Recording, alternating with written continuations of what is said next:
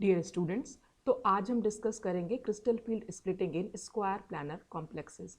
तो अगर आप ये वीडियोस जो है कंटिन्यूटी में देखते आ रहे होंगे तो आपने देखा होगा कि हमने पहले डिस्कस किया था crystal field splitting in octahedral complexes.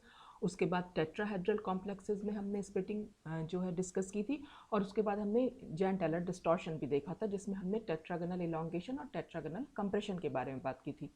तो बस अब वहाँ से हम यहाँ देख रहे हैं कि स्क्वायर प्लानर कॉम्प्लेक्सेस में क्रिस्टल फील्ड स्प्लिटिंग किस तरीके से हो सकती है। तो स्क्वायर प्लानर स्प्लिटिंग, जैसे कि इसमें लिखा हुआ है कि splitting of D orbitals in a square planar complex can be understood by gradually withdrawing or stretching two ligands lying along z-axis from the octahedral complex। मतलब क्या हुआ कि जो स्क्वायर प्लानर कॉम्प्लेक्स के डी ऑर्बिटल्स की splitting है उसको हम कैसे समझ सकते हैं। उसको हम ऐसे समझ सकते हैं कि ये हमारा ऑक्टाहेड्रल कॉम्प्लेक्स है। ये जो फर्स्ट हमने बना रखा है ना यहाँ पर, ये ऑक्टाहेड्रल कॉम्प्लेक्स है। ठीक है, ऑक्टाहेड्रल कॉम्प्लेक्स में जो जेड एक्सिस पर लीगेंड्स प्रेजेंट्स हैं उनको अगर हम धीरे धीरे विड्रॉ करना शुरू करें या धीरे धीरे खींचना शुरू करें तो उससे हमें फिर स्क्वायर प्लानर कॉम्प्लेक्सेस मिल सकते हैं। कैसे? देखो, ये हमारा ऑक्टाहेड्रल कॉम्प्लेक्स था। जेड एक्सिस और एक्सिस, पहले तो यही समझ लेते हैं। देखो, ये जो हमारी एक्सिस है वो है जेड एक्सिस।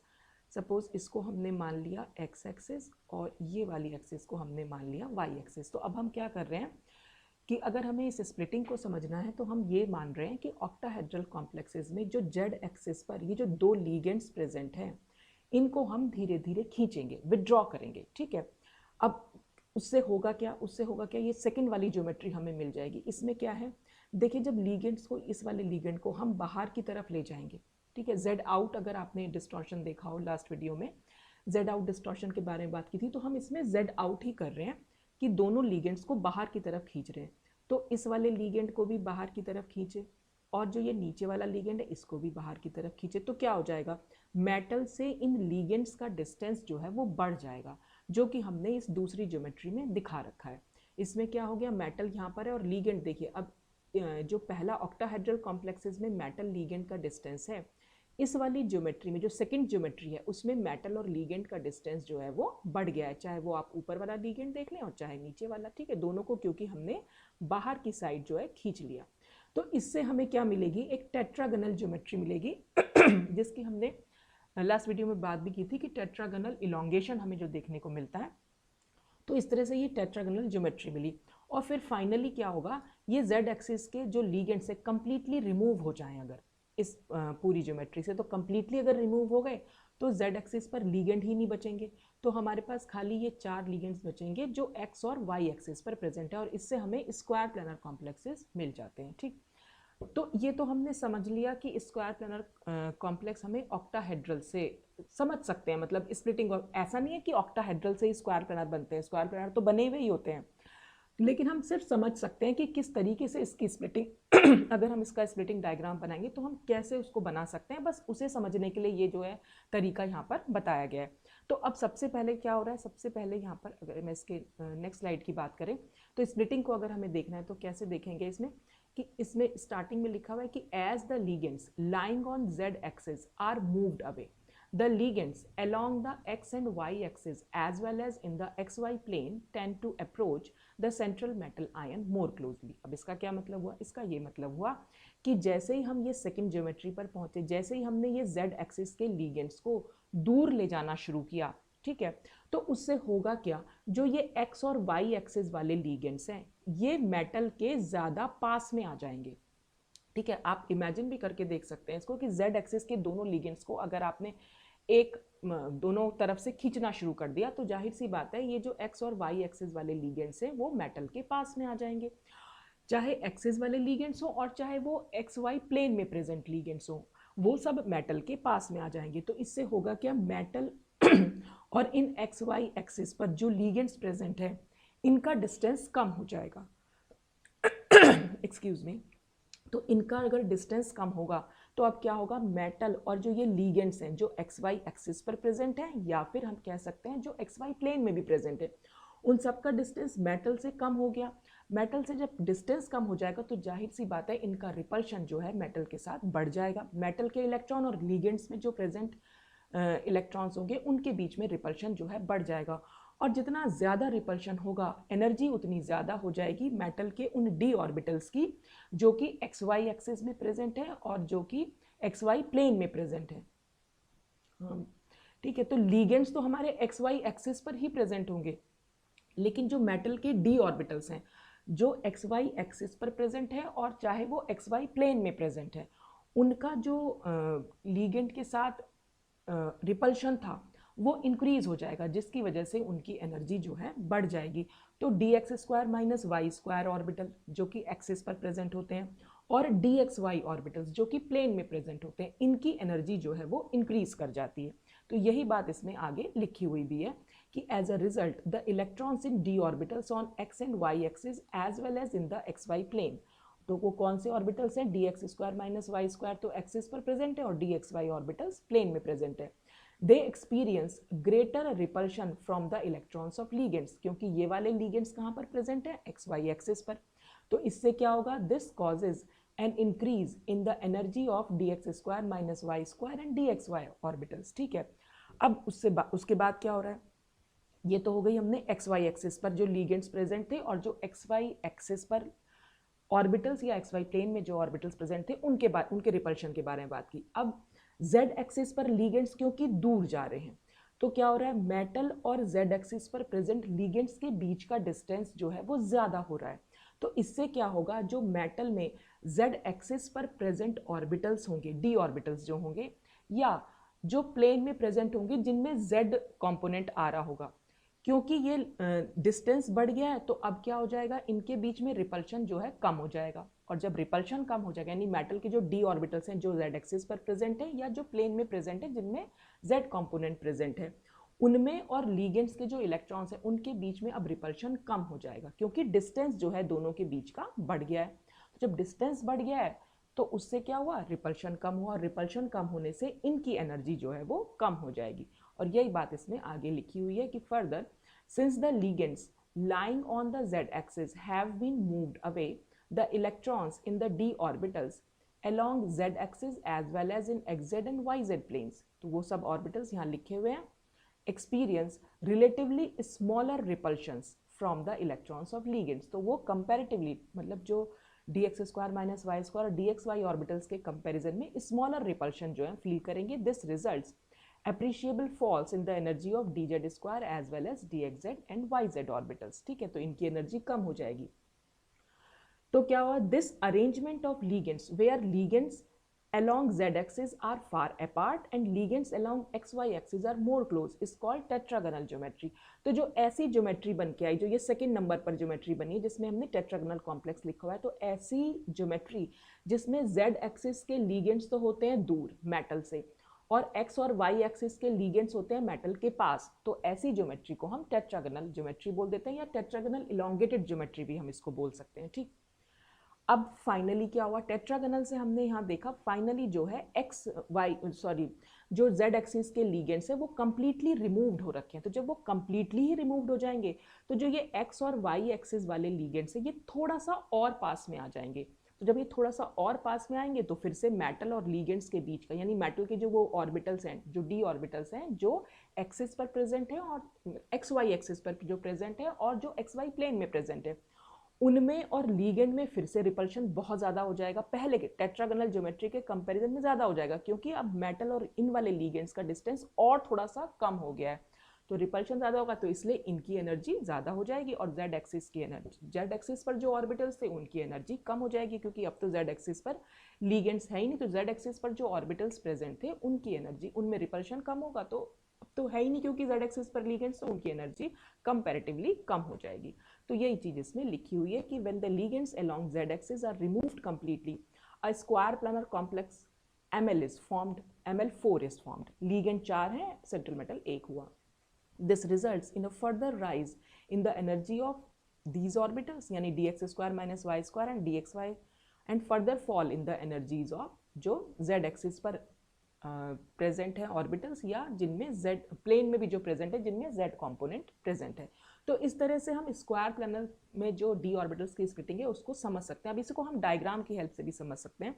देखिए यहाँ पर है क्रिस्टल फील्ड स्प्लिटिंग जो हमने दिखा रखी है स्क्वायर प्लानर कॉम्प्लेक्सेस में, तो इसको हमने समझा है ऑक्टाहेड्रल ज्योमेट्री से। तो स्टार्टिंग में क्या, स्टार्टिंग में तो वही 5D जनरेट डी। अच्छा एक चीज़ और मैं बता दूँ इसमें, इन ये क्योंकि मैंने ये डायग्राम जो है नेट से उठाया है, तो बेटा इसमें क्या है, थोड़े से गड़बड़ है कि बस इसमें ना खाली एक्स वाई वाई जेड या जेड एक्स लिखा है, डी नहीं लगा हुआ है। तो ये डी अपने आप से आप लगा लीजिएगा सब में, ठीक है, यहाँ पर भी डी लगा लीजिएगा, मतलब हर किसी में अपने आप से ना डी ऐड कर लीजिएगा, वो लगा हुआ नहीं था, ये इस तरह से, ठीक। तो ये हमारे 5D ऑर्बिटल्स हैं, ठीक है। 5D generate D orbitals starting में होते ही हैं सेंट्रल मेटल कैटायन में, जो हमने ऑक्टाहेड्रल ज्योमेट्री में देखा था कि उसमें स्प्लिटिंग होगी। तो वहाँ पर सबसे पहली स्प्लिटिंग हम, क्योंकि हम ऑक्टाहेड्रल से समझ रहे हैं, तो ऑक्टाहेड्रल में स्प्लिटिंग कैसे होती है, क्योंकि ऑक्टाहेड्रल में लीगेंड्स जो हैं वो एक्सिस पर प्रेजेंट होते हैं। तो जो एक्सियल ऑर्बिटल्स होते हैं, यानी कि हमारे dx² - y² और dz² ऑर्बिटल्स, यानी जो EG ग्रुप होता है, उसकी एनर्जी, क्योंकि उनमें रिपल्शन ज़्यादा होता है इसलिए उनकी एनर्जी हो जाती है ज़्यादा, और जो प्लानर ऑर्बिटल्स होते हैं यानी T2G ऑर्बिटल ग्रुप जो होता है, उनकी एनर्जी हो जाती है कम। और ये डिस्टेंस हमारा, ये तो बेरी सेंटर होता है जो डॉट डॉट डॉट दिखा रखा है, और बेरी सेंटर से इन ऑर्बिटल्स की एनर्जी में जो इंक्रीज है वो दिखा रखी है 6D की, और यहाँ से यहाँ तक का जो डिस्टेंस है, वो जो लोअरिंग एनर्जी हुई है वो 4D की, और क्योंकि लोअरिंग एनर्जी इसलिए -4D की, तो हम पहले डिस्कस कर चुके हैं। और EG से T2G के बीच का डिस्टेंस डेल्टा O, यानी octahedral crystal field splitting in octahedral complexes के लिए हमने दिखा रखा है। अब हम यहाँ से ऑक्टाहेड्रल से, क्योंकि हमने टेट्रागोनल ज्योमेट्री बनाई थी, अभी हमने देखा था लास्ट फिगर में, तो कैसे बनाई थी, वहाँ पर क्या हो रहा था, क्योंकि Z एक्सिस वाले लीगेंड्स जो है मेटल एटम से दूर जा रहे थे, तो इसलिए जो Z एक्सिस पर लीगेंड्स ऑर्बिटल्स प्रेजेंट होंगे, उनका रिपल्शन उन Z एक्सिस वाले लीगेंड से कम हो जाएगा, और इसीलिए dz² ऑर्बिटल्स की एनर्जी कम हो जाएगी, क्योंकि रिपल्शन जब कम होता है तो एनर्जी भी कम हो जाती है, ठीक। और ऐसे ही हम प्लानर ऑर्बिटल्स में भी दिखा सकते हैं। तो प्लानर ऑर्बिटल्स में जिनमें भी Z कंपोनेंट होगा, उनकी एनर्जी भी कम हो जाएगी, तो ये dyz और dxz जो है नीचे आ जाएंगे, यानी इनमें स्प्लिटिंग हो जाएगी, क्योंकि अब ये जो T2G ग्रुप है ये सेम टाइप का रिपल्शन फील नहीं कर रहा है, या EG ग्रुप जो है वो सेम टाइप का रिपल्शन फील नहीं कर रहा है लीगेंड से, dz² जो होते हैं वो कम रिपल्शन फील कर रहे हैं, और dx² - y² ऑर्बिटल्स जो होते हैं वो ज़्यादा रिपल्शन फील कर रहे हैं, क्योंकि जैसे ही Z एक्सिस वाले लीगेंड्स मेटल से दूर जाएंगे तो XY एक्सिस वाले लीगेंड्स मेटल के पास में आ जाएंगे, और इससे क्या होगा, जो XY एक्सिस पर लीगेंड्स प्रेजेंट हैं या XY प्लेन में जो लीगेंड्स प्रेजेंट हैं, वो मेटल के जो लीगेंड्स हैं उनसे ज़्यादा रिपल्शन फील करेंगे, इसलिए इनकी एनर्जी जो है वो बढ़ जाएगी। तो ये हमने यहाँ बड़ी हुई दिखा रखी है, ठीक। तो स्प्लिटिंग हो जाएगी, तो T2G ग्रुप भी 2 पार्ट्स में टूट गया और EG ग्रुप भी 2 पार्ट में टूट गया, ठीक। तो ये हमें टेट्रागोनल इलोंगेशन देखने को मिला। अब टेट्रागोनल इलोंगेशन से ही हम स्क्वायर प्लानर को समझ रहे थे।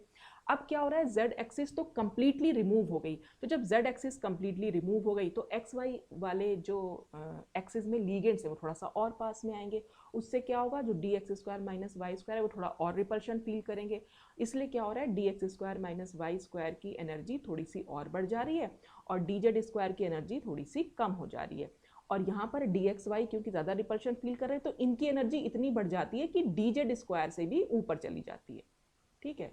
तो ये हमने यहाँ पर इसकी एनर्जी को यहाँ दिखा दिया, और फिर इनकी एनर्जी और कम हो जाएगी, तो ये नीचे आ गए। तो ये हमारी स्क्वायर प्लानर कॉम्प्लेक्सेस में स्प्लिटिंग होती है, ठीक। तो यहाँ से ये पहला वाला जो गैप है उसको हमने दिखा रखा है Δ1 से, यानी कि ये वैल्यू Δ1, ये बीच वाला गैप Δ2, और सबसे नीचे वाले गैप को Δ3 से दिखाया हुआ है, ठीक। और जो ये ठीक ऊपर से लेकर नीचे तक का गैप है, ये वाला, ये पूरा, ये वाले गैप को हम Δ_SP, और Δ_SP ये लिखा हुआ है ना, Δ_SP मतलब स्क्वायर प्लानर कॉम्प्लेक्सेस में जो क्रिस्टल फील्ड स्प्लिटिंग एनर्जी होगी उसको हमने ये Δ_SP से दिखाया हुआ है। तो आप देख भी सकते हैं यहाँ पर कि Δ_O के कंपैरिजन में Δ_SP कितनी ज़्यादा है, ठीक है। और इसीलिए हम कहते हैं कि क्रिस्टल फील्ड स्प्लिटिंग जो है स्क्वायर प्लानर में ऑक्टाहेड्रल कॉम्प्लेक्सेस के कंपैरिजन में भी बहुत ज़्यादा होती है, ठीक है। तो सबसे ज़्यादा स्प्लिटिंग हमें स्क्वायर प्लानर, हमने अभी तक 3 कॉम्प्लेक्सेस पढ़े हैं, तो सबसे ज़्यादा स्प्लिटिंग हमारी स्क्वायर प्लानर कॉम्प्लेक्सेस में होगी, उसके बाद स्प्लिटिंग हमारी ऑक्टाहेड्रल कॉम्प्लेक्सेस में होती है, और उसके बाद हमारी टेट्राहेड्रल कॉम्प्लेक्सेस में होती है। तो ये चीज़ आप ध्यान रखिएगा।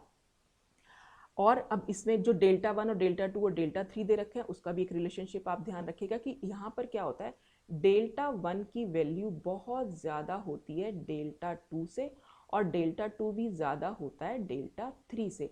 मतलब जो ये पहला वाला गैप है ये काफ़ी ज़्यादा है, भले इस डायग्राम में दिखा नहीं रखा है पर ये होता बहुत ज़्यादा है, ठीक है।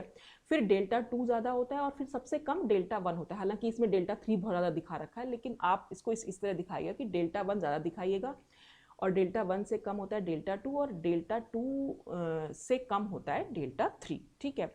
अच्छा, एक चीज़ और इसमें रिलेशनशिप आपको ध्यान रखने की ज़रूरत है कि delta 1 is greater than pairing energy. अभी समझाऊंगी इसका क्या मतलब है। जैसे हम देख रहे थे स्क्वायर टेट्राहेड्रल कॉम्प्लेक्सेस में भी और ऑक्टाहेड्रल कॉम्प्लेक्सेस में हमने स्ट्रॉन्ग लिगेंड फील्ड और वीक लिगेंड फील्ड के बारे में बात करी थी, तो बिल्कुल वही रिलेशनशिप यहाँ पर भी है।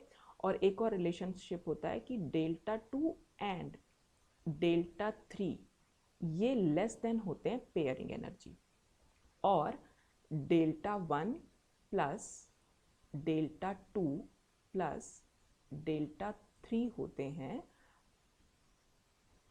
ये स्प्लिटिंग एनर्जी इन स्क्वायर, ये एसपी का मतलब स्क्वायर प्लानर कॉम्प्लेक्सेस, तो डेल्टा एसपी के बराबर होते हैं। तो ये पूरा डेल्टा 1 डेल्टा 2 डेल्टा, ये पूरा गैप जो है, क्योंकि 3 पार्ट में हमने डिवाइड कर रखा है इसे, तो इसलिए पूरे तीनों को मिलाकर डेल्टा एसपी बन जाती है। ये सब मैं आपको रिलेशनशिप इसलिए बता रही हूँ कि कई बार हो सकता है 1 नंबर के क्वेश्चन में आपसे पूछ लिया जाए, या कॉम्पिटिशन लेवल पे अगर कोई स्टूडेंट देख रहे हैं इसको, तो वहाँ एमसीक्यूज में ये सब पूछा जा सकता है, ठीक। अब अगर हम इसमें इलेक्ट्रॉन की फीलिंग करें, देखिए स्क्वायर प्लानर कॉम्प्लेक्सेस कौन से बना, 3D 4D और 5D सीरीज के जो मेटल आयन हैं जिनमें होते हैं D8 या फिर D9 भी, ठीक है, जिनमें होते हैं D8 या D9 इलेक्ट्रॉन्स, उनको हम दिखा सकते हैं, उनकी फिलिंग वो जो होते हैं जनरली वो स्क्वायर प्लानर कॉम्प्लेक्सेस बनाते हैं, ठीक है। और स्क्वायर प्लानर कॉम्प्लेक्सेस हमेशा स्ट्रॉन्ग लिगेंड फील्ड से बनते हैं, ठीक। अब अगर हमें इलेक्ट्रॉन्स की फिलिंग करनी, सपोज D8 के लिए हमें इलेक्ट्रॉन्स की फिलिंग करनी है, तो हम क्या करेंगे, फर्स्ट इलेक्ट्रॉन डालेंगे तो लोअर एनर्जी ऑर्बिटल में जाएगा, तो फर्स्ट इलेक्ट्रॉन हमने यहाँ डाला, फिर सेकेंड इलेक्ट्रॉन हमने यहाँ डाला। अब अगर हमें थर्ड इलेक्ट्रॉन डालना है तो वहीं से हमारा वो शुरू होगा कि हम थर्ड कहाँ पर डालेंगे। थर्ड डालने के लिए हम यहाँ पर ये वाला रिलेशनशिप देखेंगे, यहाँ पर क्या दे रखा है, delta 3 is less than pairing energy. तो मैंने आपसे ये बात पहले भी डिस्कस की थी कि जो भी एनर्जी कम होती है बस इलेक्ट्रॉन उसी के अकॉर्डिंग बिहेव करता है। तो क्योंकि ये एनर्जी डेल्टा 3 कम है, पेयरिंग एनर्जी बहुत ज़्यादा है, तो इसलिए यहाँ पर थर्ड इलेक्ट्रॉन पेयर अप नहीं होगा, थर्ड इलेक्ट्रॉन पहले ऊपर जाएगा, ठीक है।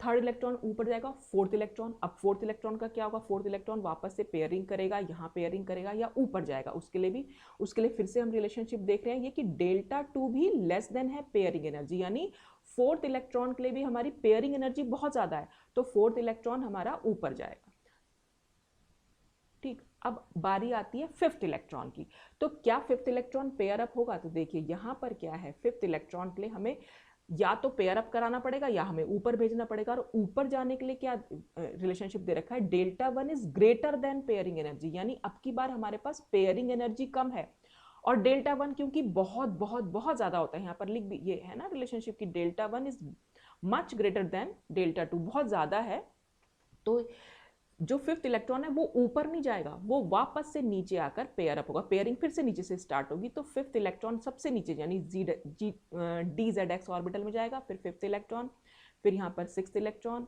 यहाँ सेवंथ इलेक्ट्रॉन, और फिर एट्थ इलेक्ट्रॉन, और अगर नाइन्थ इलेक्ट्रॉन हुआ तब तो फिर उसकी मजबूरी है कि उसे ऊपर जाना पड़ेगा। तो जनरली D8 कॉम्प्लेक्सेस के बारे में अगर हम बात करें, जो स्क्वायर प्लानर कॉम्प्लेक्सेस होते ही हैं, तो वो सब की फीलिंग्स इस तरह से करनी है, यानी कि पहले आपको सारे ऑर्बिटल्स को, नीचे वाले 4 ऑर्बिटल्स को, सबसे ऊपर वाले को छोड़ दीजिएगा, नीचे वाले 4 ऑर्बिटल्स को पहले आपको सिंगली फिल्ड करना है, और उसके बाद आपको पेयरिंग दिखानी है, क्योंकि पेयरिंग यहाँ पर पॉसिबल नहीं है नीचे वाले ऑर्बिटल्स में, क्योंकि यहाँ पर क्या है कि पेयरिंग एनर्जी बहुत ज़्यादा है, ठीक है। और ऊपर वाले केस में क्या था कि डेल्टा 1 बहुत ज़्यादा है, पेयरिंग एनर्जी कम है, तो इसलिए यहाँ पर आने के बाद DXY में आने के बाद इलेक्ट्रॉन्स जो है पहले पेयर अप होते हैं, उसके बाद वो ऊपर जाते हैं, ठीक। तो यहाँ पर आपको ये जो फिलिंग है ये अच्छे से समझ लेनी है, और हमारे जो स्क्वायर प्लानर कॉम्प्लेक्सेस होते हैं वो डायमैग्नेटिक भी होते हैं, तो वो भी आंसर हम यहाँ से दे सकते हैं, क्योंकि ऑल इलेक्ट्रॉन्स आर पेयर्ड, जितने भी इलेक्ट्रॉन्स हैं वो सारे पेयर्ड हैं, ठीक। तो इसीलिए यहाँ पर ये कह सकते हैं कि जितने भी स्क्वायर प्लानर कॉम्प्लेक्सेस हैं वो डायमैग्नेटिक होते हैं। तो यहाँ पर जो ये फिलिंग थी इस तरह से आप समझ सकते हैं। और क्रिस्टल फील्ड स्प्लिटिंग हम ऑक्टाहेड्रल से कैसे यहाँ तक आ रहे हैं उसको भी आप यहाँ पर समझ सकते हैं। तो ऐसा नहीं है कि हमेशा स्क्वायर प्लानर कॉम्प्लेक्सेस पहले ऑक्टाहेड्रल बनेगा फिर टेट्रागोनल फिर स्क्वायर प्लानर तो बना ही हुआ होता है।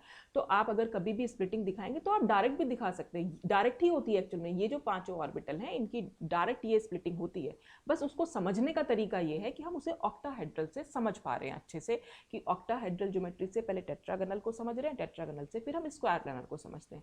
तो इस तरह से ये फिलिंग और ये कुछ रिलेशनशिप आप ध्यान में रखिएगा। तो ये पूरा था crystal field splitting in square planar complexes, और ये एग्जाम में पूछी भी जाती है, और इस बार तो अभी जो थर्ड सेम का एग्जाम गया है उसमें पूछी भी गई है। तो स्क्वायर प्लानर कॉम्प्लेक्सेस की स्प्लिटिंग भी बहुत इंपॉर्टेंट है। तो ऑक्टाहेड्रल, टेट्राहेड्रल और स्क्वायर प्लानर तीनों की क्रिस्टल फील्ड स्प्लिटिंग आपके सिलेबस में थी, तो वो आज यहाँ पर खत्म भी होती है। इसके बाद हम डिस्कस करेंगे कि कौन कौन से फैक्टर्स हैं जो डेल्टा की वैल्यू को अफेक्ट करते हैं, तो वो अब हम नेक्स्ट वीडियो में डिस्कस करेंगे। तो आज के लिए बस इतना ही। Thanks for watching.